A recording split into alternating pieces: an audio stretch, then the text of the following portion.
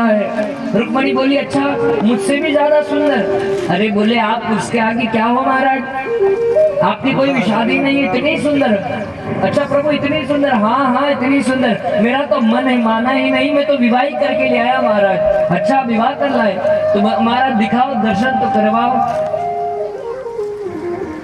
भगवान का महाराज चतुर्थ चौथा विवाह सुमित्र वृंदा जी के साथ हुआ। भगवान का पांचवा विवाह कौशल देश के राजा है नग्नजीत और उनकी कन्या है नग्नजीता, जिसे सत्या भी कहा जाता है। राजा ने इस प्रकार की प्रतिज्ञा कर ली कि जो पुरुष सिंह 7 दुर्दांत बेल उसके पास थे, राजा के पास, बोले इन्हें नाथ देगा, मैं अपनी कन्या का विवाह उसी के साथ करवा दूंगा। भगवान तो बचपन से ही गाय चरैया है महाराज, भगवान तो गोकुल में खूब गाय चराए हैं। भगवान कहने लगे हम इन 7 दुर्दांत बेलों को नग्नजीता के साथ हुआ है। इस प्रकार भगवान के 6 विवाह हुए। 7वां विवाह भगवान का बड़ा सुंदर बंधु भागवत में वर्णन, शुद्ध कीर्ति की कन्या थी, उन्हीं के साथ भगवान का विवाह हुआ। अब आपके मन में एक विचार आएगा कि बुआ की बेटी से विवाह, वहां के जो ब्राह्मण हैं वहां की ऐसी रीति है, लोक रीति ऐसी है कि वे विवाह के लिए सबसे योग्य मातुल की कन्या को मानते हैं। मामा की कन्या विवाह के लिए सबसे योग्य होती है। एक अलग रीति होती है, अपनी अलग प्रथा होती है। तो इन समस्त प्रपंचों में न उलझ कर केवल भगवान को ध्यान रखें तो महाराज कल्याण है। यहाँ बड़ा सुंदर वर्णन करते हैं भगवान का पराजित कर दिया। इंद्र की मां के कुंडल महाराज यह ले गया, वरुण का छत्र इसने ले लिया, देवताओं का मणि पर्वत इसने ले लिया। इस प्रकार समस्त देवताओं को पराजित कर दिया। देवराज इंद्र भगवान श्री कृष्ण की शरण में गए, प्रभु इसने हमारा बहुत मान मारा है, अरे हमारी माँ का अपमान किया है। क्यों?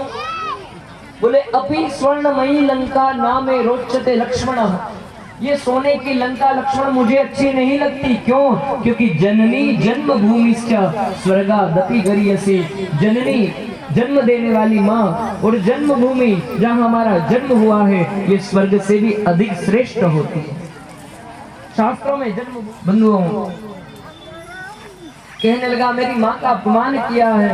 भगवान कहते हैं इंद्र से, मामा को अपने साथ लिया है, गरुड़ पर आरूढ़ हुए हैं प्रभु और भौमासुर को परास्त करने के लिए चल पड़े हैं।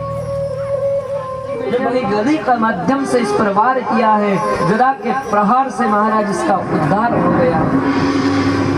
जो 16,100 कन्याएं इसके बंदी गृह में थी उनको भगवान ने मुक्त कराया है। वे कन्याएं मुक्त हुई, कन्याएं मुक्त होकर भगवान से कहने लगे संसार में जिसका कोई नहीं होता उसका मैं हूँ महाराज, तुम चिंता मत करो। किया आगे चलकर भगवान के परिवार की कथा का वर्णन किया। भगवान की रानियों की संख्या है 16,108। प्रत्येक रानी से भगवान ने 10-10 पुत्र और एक पुत्री प्रकट की है। भगवान की प्रत्येक रानी से 10 पुत्र हैं और एक बेटी है हमारा। इतना बड़ा भगवान का परिवार, 56 करोड़ यदुवंशी कहे जाते हैं, इतना भगवान का परिवार मेला है हमारा। बड़े श्रेष्ठ प्रभु परिवार का पालन करते, पोषण करते। एक दिन भगवान अपने समस्त पुत्र पुत्रों को लेकर वे खेल ही रहे थे। खेलते खेलते कुएं में जाकर देखा एक बड़ा भारी गिरगिट वहां दिखाई पड़ा। वे बच्चे उस गिरगिट को देखकर डरे, भगवान श्री कृष्ण के पास आए। भगवान कहने लगे कोई भय की बात नहीं, मैं चलता हूँ। भगवान ने जाकर देखा, भगवान पूछने लगे तू कौन है? एक बार एक गाय दान दी ब्राह्मण को, वह गाय इस ब्राह्मण के पास से आकर पुनः मेरी गायों में मिल गई। आप कहते थे भगवान जब गुरुकुल में पढ़ने के लिए गए तो भगवान के एक मित्र भी थे, मैं उनके बारे में जानना चाहता हूँ। कल आपने बतलाया था कि भगवान के मित्र थे, लेकिन आप दूसरी ही कथा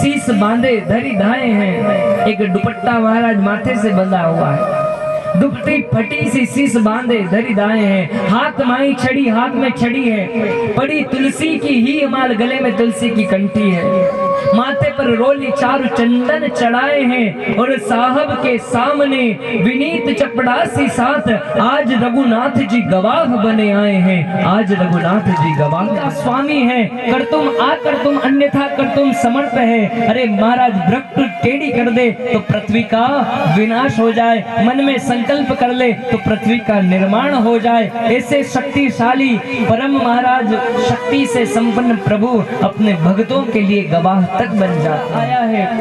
कटघरे में खड़ा किया, अच्छा से दिए, तब आप वहां थे? बोले हाँ हजूर था। सेठ जी देखने लगे ये तो वहां था नहीं, लेकिन